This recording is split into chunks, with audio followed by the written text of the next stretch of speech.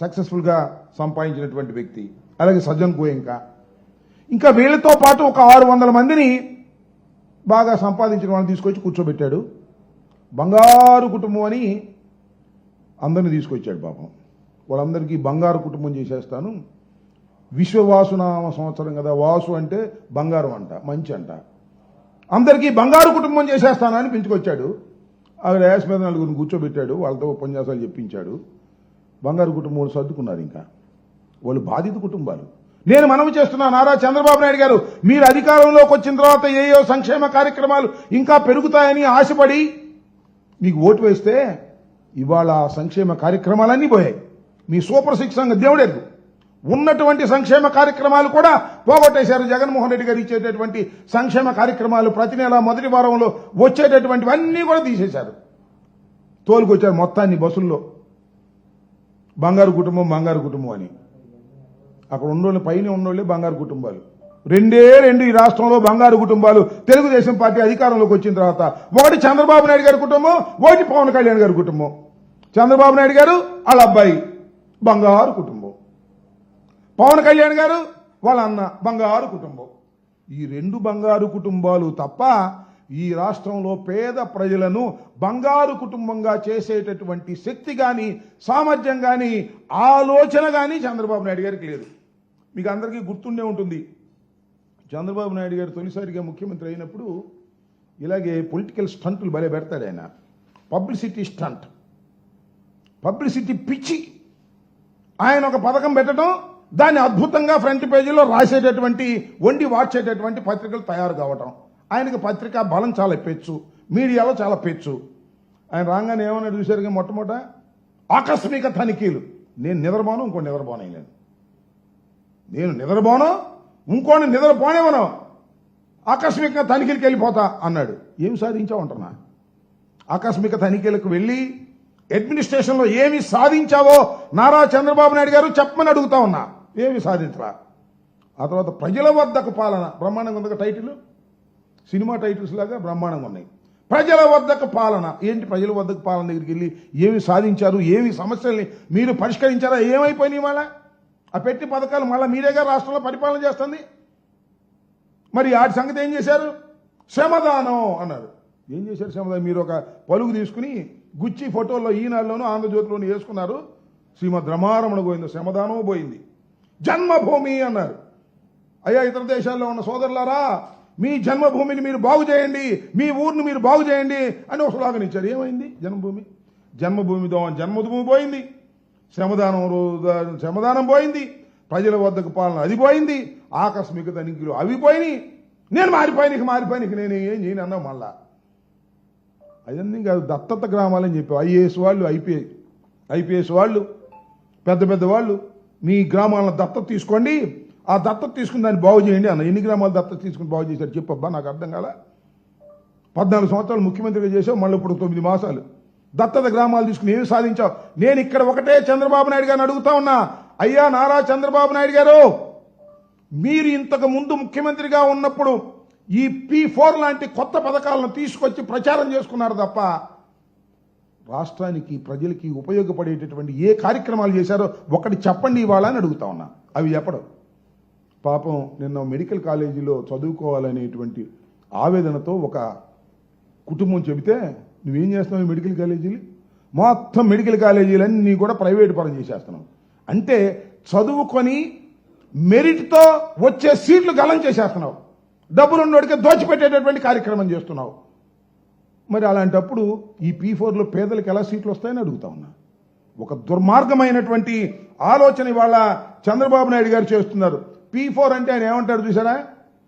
Public private people partnership అంట.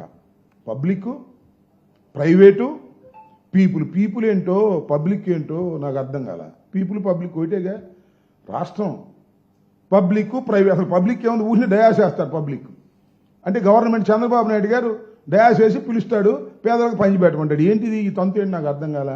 అసలు already all industries, పెట్టుబడిదారులు, బాగా సంపాదించేవాళ్ళు, సిఎస్ఆర్ ఫండ్స్, కార్పొరేషన్ సంబంధించినటువంటి ఫండ్స్ ఉన్నాయి. కార్పొరేషన్ సోషల్ రెస్పాన్సిబిలిటీ కింద 2% వాళ్ళు ఖర్చు పెట్టాలి.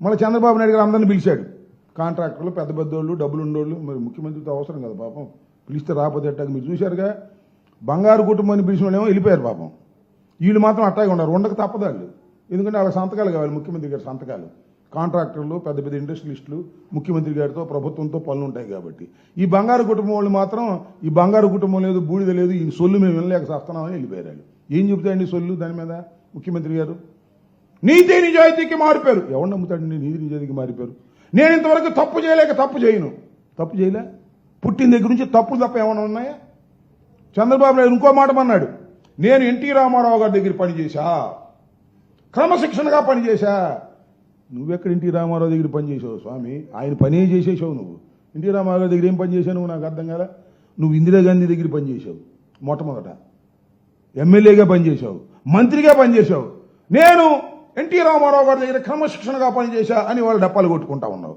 మొత్తం ఆయన పైన మాత్రం సఫా చేసేసావు నువ్వు వెళ్ళి ఇది దుర్మార్గమైనటువంటి ఆలోచన ఇవాళ చేస్తున్నటువంటి కార్యక్రమం చంద్రబాబు నాయుడు గారు చేస్తున్నారు బంగారు కుటుంబం అని చెప్పేసి అందరినీ మోసం చేసేటటువంటి కార్యక్రమాలు ఇవాళ చంద్రబాబు నాయుడు గారు చేస్తున్నారు తన కుమారుణ్ణి ఏ విధంగా ల్యాండ్ చేయాలి రాజకీయాల్లో అట్టట మంగళగిరిలో ల్యాండ్ చేశాడు ఒకసారి ఓడిపోయినా ఇప్పుడు తన ముఖ్యమంత్రి సీట్లో ఎలా ల్యాండ్ చేయాలి అనే ఏకైక తాపత్రయం తప్ప నాకు చాలా ఆశ్చర్యం వేసిందండి రాత్రి బాగా నిద్రపోతాడంట పడుకునే ముందు ప్రజలకు ఏం చేశాను ఇవ్వాలని ఆలోచిస్తాడంట మళ్ళీ రేపు పొద్దున్న లేచి ప్రజలకు ఏం చేయాలో అని ఆలోచిస్తాడంట ఇక నమ్మాలి మనం నీదంతా నీ జీవితం మొత్తం ఏ విధంగా ఈ దేశాన్ని కొల్లగొట్టుకోవాలి ఏ విధంగా నీ కుటుంబాన్ని బంగారు కుటుంబం చేసుకోవాలి ఏ విధంగా మీ అబ్బాయిని ఒక అసమర్థుడైన అజ్ఞాని అయిన పుత్రుణ్ణి ఏ విధంగా ఈ రాష్ట్రం మీద రుద్దాలి ఇదే ఆలోచన తప్ప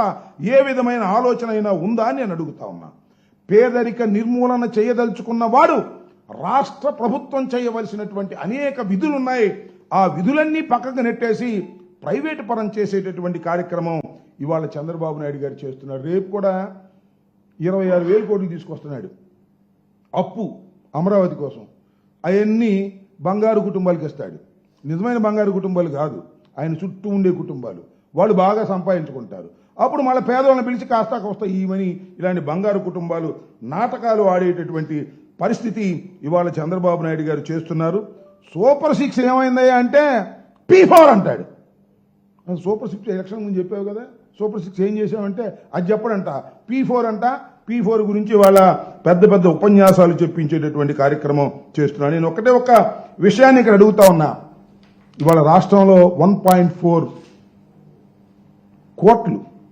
1,40,00,000 మంది వైట్ కార్డు హోల్డర్స్ ఉన్నారు అంటే బిలో పావర్టీ వాళ్ళు నువ్వు ఏ విధంగా P4లు చేస్తావా చంద్రబాబు నాయుడు గారు అంటే 8.6 లక్షల మంది ట్యాక్స్ హోల్డర్స్ ఉన్నారు అంటే ధనవంతులు ఉన్నారని లెక్క